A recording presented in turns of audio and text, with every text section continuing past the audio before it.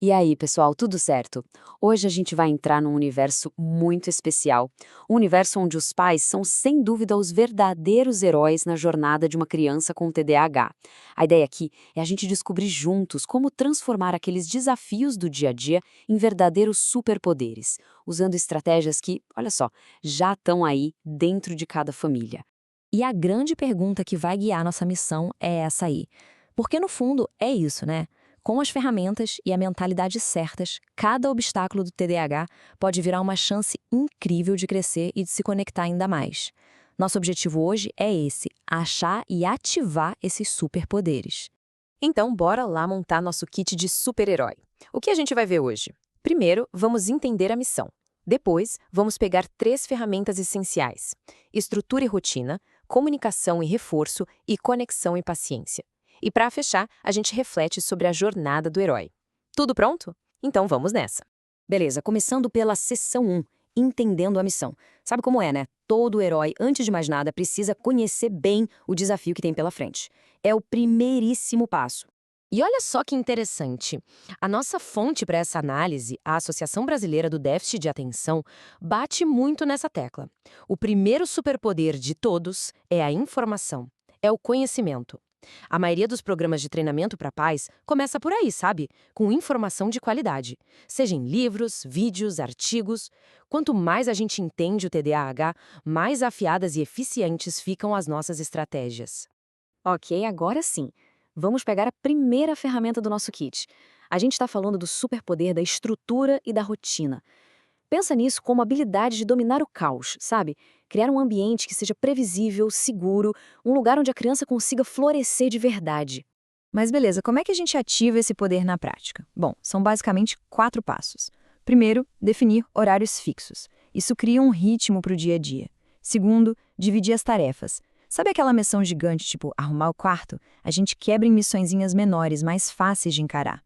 Terceiro passo, organizar o ambiente. Um lugar arrumado ajuda a mente a ficar arrumada também. E por último, usar apoios visuais.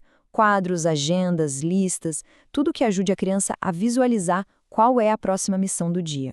Olha aí um exemplo prático de como isso pode funcionar. Um cronograma, assim, bem visual é uma mão na roda. Ajuda a criança a saber o que vem pela frente, o que diminui bastante a ansiedade e até aquelas discussões, né? E não precisa ser algo super rígido, engessado. Pensa nisso mais como um mapa, um guia, para ajudar o dia a fluir melhor. Fechou! Ferramenta número 1 no cinto. Agora vamos para a segunda, a comunicação laser e o reforço positivo. Aqui, a gente vai falar do poder imenso que as palavras têm. O jeito que a gente fala, o jeito que a gente incentiva, isso mexe diretamente com a autoestima e com a vontade da criança de colaborar.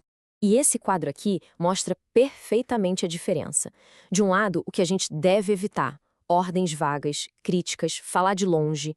Isso gera frustração. Do outro lado, o jeito certo de fazer: falar de perto, olhando nos olhos, dar instruções claras, diretas e, principalmente, valorizar o esforço. É uma mudança simples no jeito de falar, mas que transforma completamente o resultado. E essa frase aqui, nossa, ela é o ponto-chave de tudo. Não cobre resultados, cobre empenho. Isso é uma virada de chave gigantesca. O foco sai da perfeição e vai para o esforço, para a tentativa, para o processo. Quando a gente celebra o empenho, a gente está construindo confiança, está construindo resiliência. E aqui está o nosso arsenal de reforço positivo. Elogiar sempre que der. Reforçar na hora um comportamento legal. Reconhecer o esforço que a criança faz para manter o foco e, muito importante, sem comparações com irmãos ou colegas, por favor. O estímulo nunca, nunca é demais. Cada um desses pontos é uma peça para construir uma autoestima forte.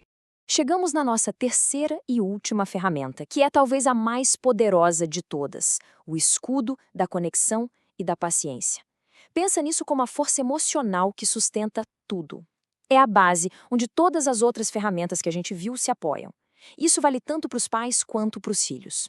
A fonte que a gente usou traz uma analogia que eu achei sensacional: a da bateria de energia. Imagina só, crianças com TDAH podem descarregar a bateria social e de atenção muito, mas muito mais rápido. É igualzinho um celular, sabe? Tem atividades que drenam a energia e outras que recarregam.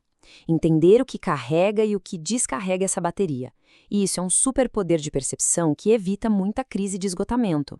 E como a gente recarrega essa bateria? Bom, aqui tem umas ideias. Para alguns, um cochilo no meio do dia resolve. Para outros, é movimento, passear com o cachorro, praticar um esporte.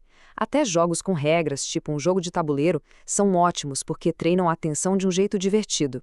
O segredo é descobrir o que funciona melhor para cada criança. Não tem receita de bolo. E no coração de tudo isso, gente, tá a conexão. A relação não pode ser só sobre regras, tarefas e cobranças. Tem que ter tempo para simplesmente estar junto. Para brincar, para conversar, para dar risada. Esse tempo de qualidade não é luxo, não. É a manutenção do nosso escudo protetor. É ali que a gente fortalece os laços e cria um verdadeiro porto seguro. Bom, e com isso a gente chega na nossa última parte. E aqui a gente precisa lembrar de uma coisa. Isso não é uma corrida de 100 metros. É uma maratona. A jornada de um herói é uma saga, um caminho contínuo, cheio de aprendizado. E essa mensagem aqui, da nossa fonte, é para a gente guardar no coração. Por trás de um comportamento difícil, de um desafio, tem sempre uma criança tentando.